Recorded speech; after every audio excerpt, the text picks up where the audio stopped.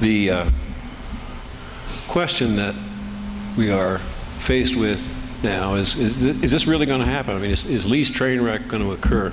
Now, before I give you the answer, I have to put up a disclaimer here, and that is to say that I'm not speaking on behalf of the Upper Gunnison District or the Colorado Water Conservation Board or the state of Colorado. They don't know I'm here. So whatever you hear now will be John McLeod's take on the situation. There's the answer. No. There won't be a call on the Colorado River.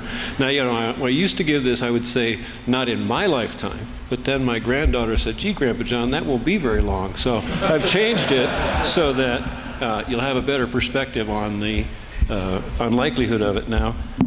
After what James and Lee have told you, you have to say, what's wrong with this guy? Why is he talking about this? Well, the first thing you need to understand in taking this analysis is how the upper division states deal with compact compliance, that is, making sure that flow at Lee Ferry doesn't go below 75 million acre-feet on a rolling 10-year average.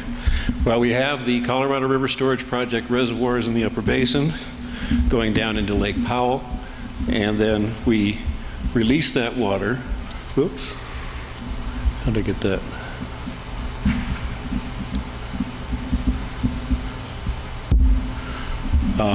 From Lake Powell, and it heads down the river to Lake Mead, where it's also collected for the benefit of the lower basin. Now, the historical annual release from Lake Powell, at a minimum, has been 8.23 million acre-feet. That's the 7.5 million to the lower basin, 750,000 to Mexico. That's half the 1.5 million, plus we get some credit for some inflows below Lake Powell. Now, what's happening at Lake Powell? Well, Lake Powell hasn't been full since 1999. If you look here, that's the high level. This chart goes from 1999 to 2011. So you can see from this little graphic that the drought period that began in 2002, and actually a little bit before that, the flows into Lake Powell were diminished significantly. You're looking at a 25% of the 30-year average, and that 30-year average is about 12 million acre-feet. Now, this is the old 30-year average. Every 10 years we bump it up, but this is the 1970 through 2000 30-year average. At the same time, I have to learn to get my hand off of that. Lake Mead storage is not doing well either. If you can see the graph here, we've got Lake Mead is the blue line, Lake Powell is the red line, and the total storage in the two is the yellow line. But we get out in this period, and this map only goes to 2010, you can see that our storage is well below the level that would make us comfortable. But keep in mind that the obligation of the upper division states is to keep the flow at Lee Ferry from dropping below 75 million acre-feet 700 in that 10-year average period. So, over this drought period, from 2002 through 2011, the average annual flow is 89.29 million acre-feet. So we've just been through 10 years of drought, and we're not even close to that 75 million 10-year running average. So what are we worried about? Well, the main thing we're worried about in the Colorado River Basin is climate change. This is a game changer. The consensus of scientific knowledge indicates that over the next 30 to 50 years, the temperatures in the Colorado River Basin are going to go up, and as a consequence, the flows in the river will go down, and because we will have longer growing seasons, we will have more consumptive use by the crops. We'll have more people watering their lawns in the summertime. People will be drinking more water in those warmer seasons. And this is one study that was done. And it shows here is the temperature in the basin rising, and here is the flow in the river dropping. Now, this is the most extreme example I could find, but I use that to illustrate the point. So, suppose we have 10 years of drought. We have 9 years of sustained drought, and in the 10th year, the worst things happen. We've got very low storage in the upper basin reservoirs. The inflows to Lake Powell are very low, lower than they've ever been. We've got not enough storage in Lake Powell, even enough to get up the hydraulic head to push 7.5 million acre-feet out of the reservoir. And the shortage at Lee Ferry is 500,000 acre-feet a year or more, because for 10,000 acre-feet, even Arizona is not going to go through the brain damage of a river call.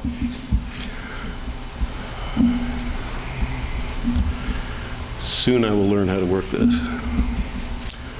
So, you told us it wasn't going to happen. How are we going to prevent it? Well, I had this idea, and I'm not sure how many people will subscribe to it. I thought we'd just get some modern gladiators and have a winner-take-all contest, but I can't sell that to John Stoltz. So Lee has mentioned the probability of litigation, and I think he's correct.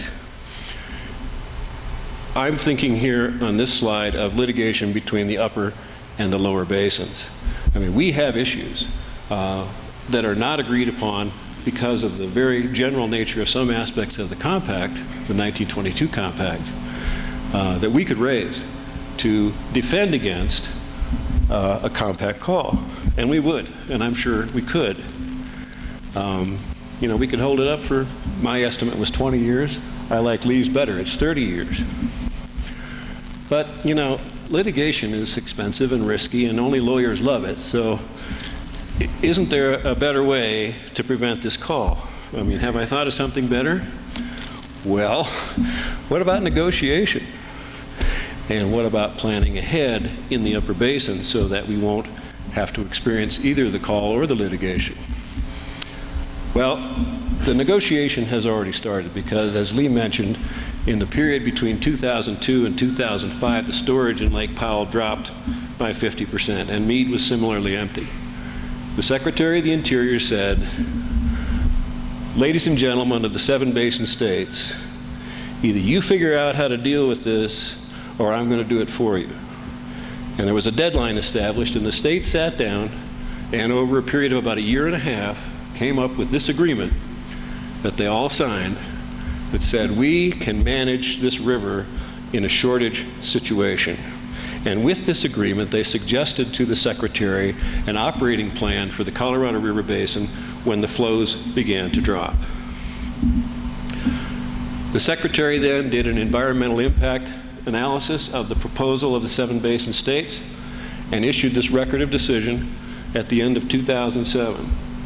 Now, this record of decision sets out a game plan. It sets out a roadmap for operating the Colorado River system, that is the CRSP reservoirs plus Lake Meade, in a way that we can manage shortages so that all can succeed. This is the key to the management, and I'm not expecting you to even read it or understand it, but basically what it is a sliding scale of storage in Lake Powell, over here, and in Lake Meade. And the way the operating criteria work is based on the forecasted inflows to Lake Powell for each year.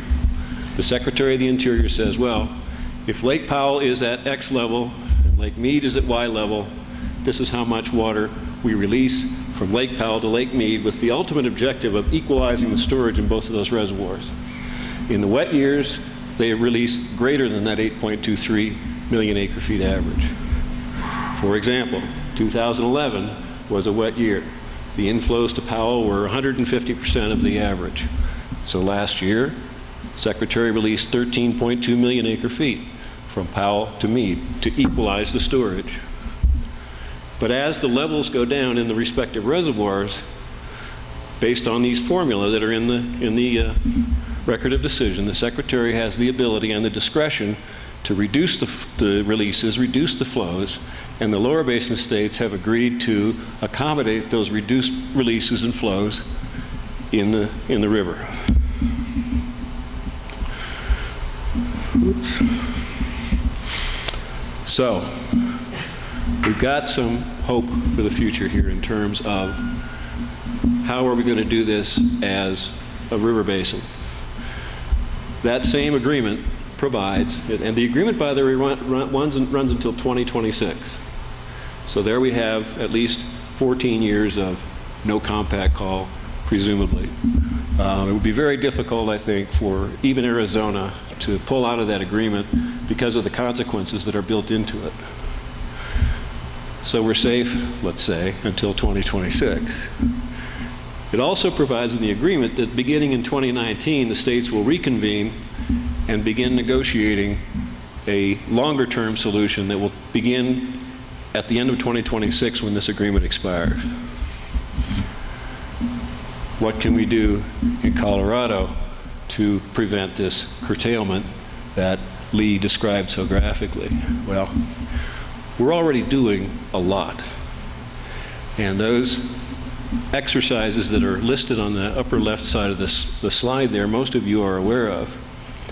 And our current governor has really made a commitment to this process, and that is evidenced by his appointment of John Stolp to guide the process, and Mr. Stolp has done a remarkable job. We're making great progress toward planning ahead in ways that we will reduce our consumptive use or manage our consumptive use in a way that curtailment won't be necessary.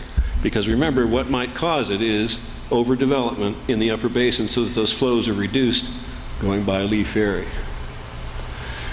Now, from the West Slope's point of view, the most important thing that we should do, could do, and I think are doing, is to apply risk management, risk assessment analyses to the development of Colorado River in the future. That is to say, using perhaps the Seven Basin States Agreement as a model, we will say as the supply begins to diminish, we will have a pre-planned approach to diminishing demand in an equal scale so that we won't be caught off guard, we won't need to fight among each other, and we won't need to litigate.